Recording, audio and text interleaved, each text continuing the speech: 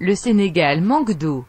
Moi Ayoub Ben Souleymane Ben Ibrahim, prince de Boundou, je vous livre les vraies raisons qui, jusqu'ici, étaient gardées top secret par ce gouvernement et ses acolytes.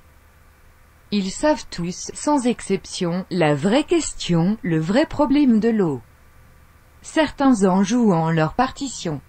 On dit que c'est un manque d'investissement et accusent les régimes socialistes.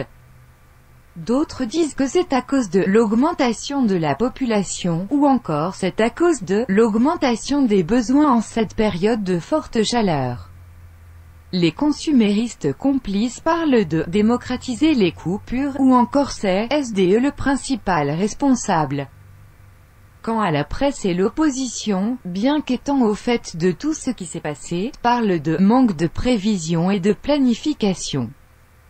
Ils accusent ce gouvernement de ne pas investir dans les infrastructures.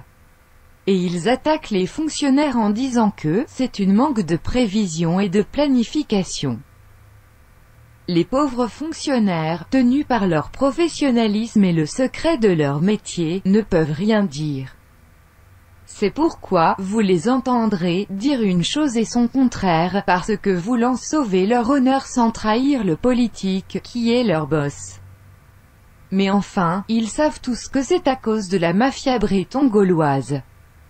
Rappelez-vous le problème du tuyau de Keur-Montmarsart en septembre 2013, et le président avec son tenue militaire. C'était une communication, c'est certain. On est tout d'accord là-dessus. Mais la question qu'on devrait se poser est: il communiquait avec qui? C'est là qu'il fallait continuer l'analyse. Il était en train de communiquer non à son peuple, mais à ses maîtres. Ou devrais-je dire que ce sont ses maîtres qui communiquaient avec lui? Ceux-là même qui lui ont dit de prendre un avion militaire et de porter un tenue militaire. Le message ne pouvait pas être plus clair. Il voulait lui dire que nous sommes prêts à la guerre avec toi. Pourquoi? Parce qu'il y avait une guerre souterraine entre deux projets. Le projet KMS3 et l'usine de désalement des Mamelles. C'est la guerre souterraine entre ces deux projets qui est à la source de tous nos maux.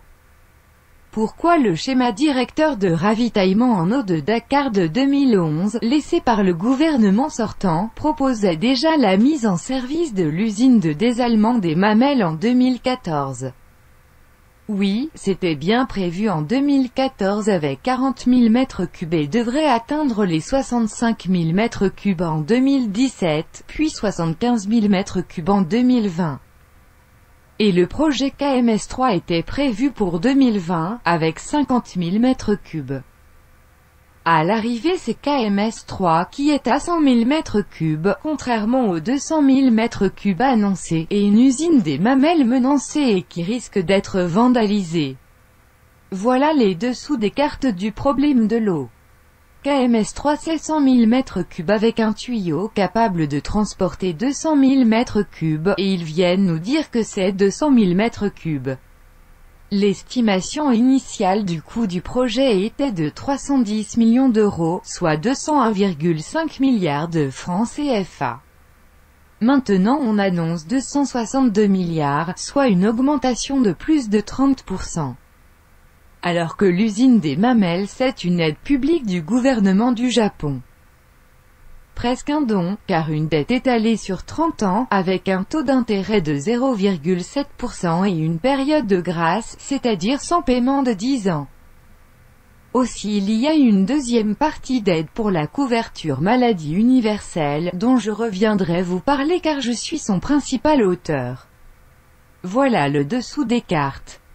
Tout est dans un document de 430 pages que je mets à la disposition de la presse, des hommes dignes de ce pays et ceux qui restent encore de notre administration.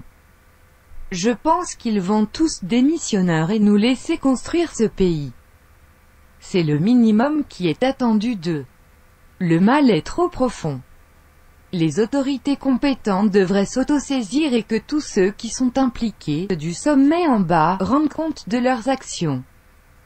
Enfin, je veux juste attirer votre attention sur le discours qu'il a tenu à Keur-Montmarsart, vous pouvez le revisualiser.